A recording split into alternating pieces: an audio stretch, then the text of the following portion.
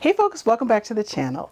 Today in our Good Eats Small Spaces video, we're going to talk a little bit about a food service which might seem counterintuitive for an RV, for a full-time RVer, but I will tell you why this one works. I'm Alicia, my wife Pleshette is behind the camera, and our precious doggie Charlie is on the floor sniffing up in the air like, what's the smell? What's the smell? Yeah, so interestingly enough, my brother got us this for I think it was a Christmas gift. Mm-hmm. Yeah, he got us this gift, and it's Home Chef is the name of this is not sponsored, by the way. This is just us sharing what works for us, and you can decide what works best for you. And should we get a discount code, like become affiliates with them, we will definitely put that discount code in the description or on the screen. But these types of services seem like they might be counterintuitive for RVers because, you know, you have to be at a location where they can ship you the food. So when he first got it, I thought, you know, we live in our RV, right? You know, we don't stay in the same place for very long, right? I just wasn't thinking it was going to work, and I thought it was going to be a lot of work to keep up with it. Well, this particular group has the auto ship part of their business, and then they have a thing where you can just come in and select it. At first we were on the auto ship, and then that didn't quite work out. I missed one of the Fridays to say skip, and then it went to the place that we used to be. And I called them and I told them, I said, I just took my eye off the ball for 1 second. I missed it. And they actually gave us our money back, which was very nice. So then what they did at that point is they took us off auto ship. So now I can just go in anytime I want and pick some meals. And here's why it's great for us. So you might want to make this meal. This is called Brussels sprouts and brown butter risotto. That sounds delicious, doesn't it? Well, when you go to the store, first of all, if you're in BFE, oh, there's a deer over there. If you're in BFE, you're not going to find probably creme fraiche and some of these other, like, you know, gourmet types of items at the store. And when you get it, you got to get the whole container of it. Here we have these nice small little ingredients. This is the salted butter. This is goat cheese crumbles, which is nice because I don't want a whole thing of goat cheese. This is white cooking wine. If it was regular wine, I would want a whole thing, but this is just cooking wine, so I just need a little bit of that. We've got the arborio rice for risotto. We've got a mirepoix broth concentrate, some pecans, and fresh grated Parmesan. Now it came with Brussels sprouts, and it also came with the shallots. Comes in this nice little bag, and as we prepare it, we just end up using this bag for a trash bag, and then we just dump it in the trash, and everything is nice and tidy for that meal. So it's super great that you don't have to go and buy all the extra stuff that you don't need, and you don't want it in your RV refrigerator because you're not going to use it again. So this works out great.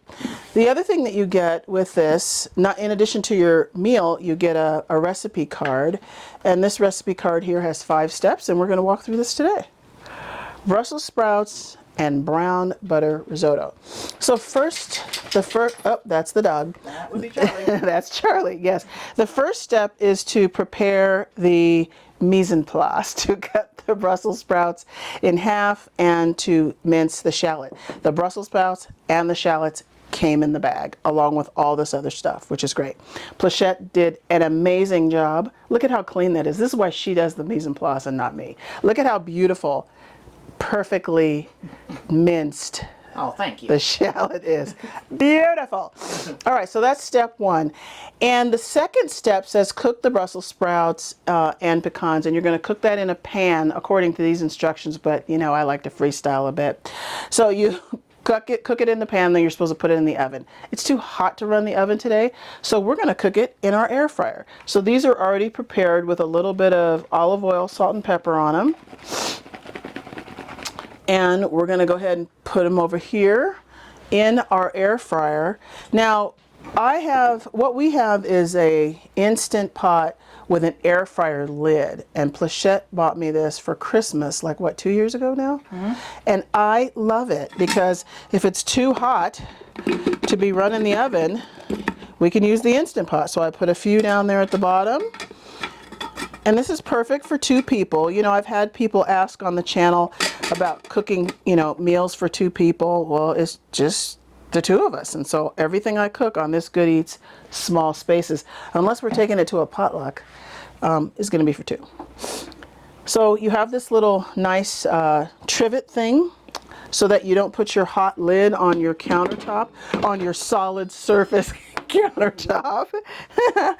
and this air fryer is great. It has 1, 2, 3, 4, 5, 6 functions. We are going to air fry for 20 minutes. This usually drives the dog insane, but he seems to have gotten kind of used to it. So instead of turning on the oven and heating up the whole RV, we're going to use our air fryer. All right, so when we come back, we're going to start the risotto on the stove, and we'll take the next step. All right, folks, welcome back.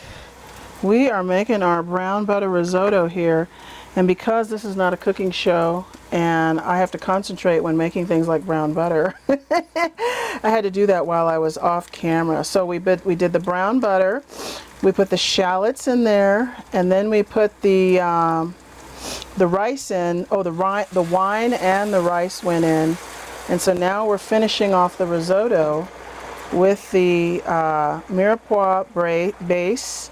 It's kind of like a, you know, like better than bouillon. It's kind of like a little bit of that stuff, I think. It's like a better than bouillon type of sauce, flavoring type of thing. And so the shallots, the rice, and the better than bouillon mirepoix type stuff is in here with the 1 cup of boiling water and the wine. All that good stuff is in there. We're going to put that in the trash there. We don't need that. And then let's see where we are. Yeah, so we put the water in and the rice, half a cup. Oh, so we just give it a little stir, turn it down a little bit, because this is a really good pot. This is a scan pan pot from who is it? Williams and Sonoma. We actually heard about these pans from Irene Iron Fitness. That's a channel that we watch. And so these are really good quality pans, and so, you know, you don't need to have your heat up so high when you've got a really good pan. It's a good non-stick pan, and it's got a nice little lid to it. So we'll put that on here in a second. Let me just see what my instructions say. All right, so yeah, so now I just need to add a little bit more of the hot water. I'm going to stir until it's almost absorbed and put a little bit more hot water in here, a half a cup, and then I'm just going to let it cook. Now I did my hot water here just in a little kettle, so you know, I didn't need to have another pot on the stove, because again, we're talking about Good Eats in small spaces. We need to make the most of all the space that we have. So I'm going to put that little hot water in there, give it another quick stir, and then we'll let this risotto finish. Now what you might have also seen over here on the stove is you might have also seen that we've got a couple of pieces of fish here. This recipe didn't come with a protein. Some of the recipes come with a protein. I mean, what were some of the ones we had last week or the week before? I forget. Where we had a protein with it. I can't even remember. We have something with. Oh, we can look in our recipe book. We did. We did. Let's just look at our recipes, because we've had salmon and wine butter sauce. Yeah, that was good. Creamy Italian sausage chowder, spinach artichoke chicken, crispy mahi-mahi, and citrus vinaigrette. I already said the salmon and wine butter sauce, sweet and sour pork meatballs, creamy sun-dried tomato chicken, pork banh mi bowls, seared pork chop with Dijon mustard or Dijon mushroom pan sauce. So I mean, these are really great recipes. We've had all that? I know. Isn't that crazy? I can't believe we've had all that either. Well, and again, what's so nice about this is you don't have to have all of those ingredients. Now see, these Brussels sprouts are looking fantastic. I'm so glad I put them in the air fryer. Yeah, this is exactly how we want them to look. You see what my ones on the bottom are looking like. Yeah, that looks great. I'm going to give that a little bit more time, but they're looking really good. Yeah, so this recipe didn't come with a protein. All those other recipes, they came with a protein. They come with the pork, or they come with the chicken, or you can upgrade to steak or whatever. And it's so nice because you do it by Friday afternoon. I think it's noon Central Time.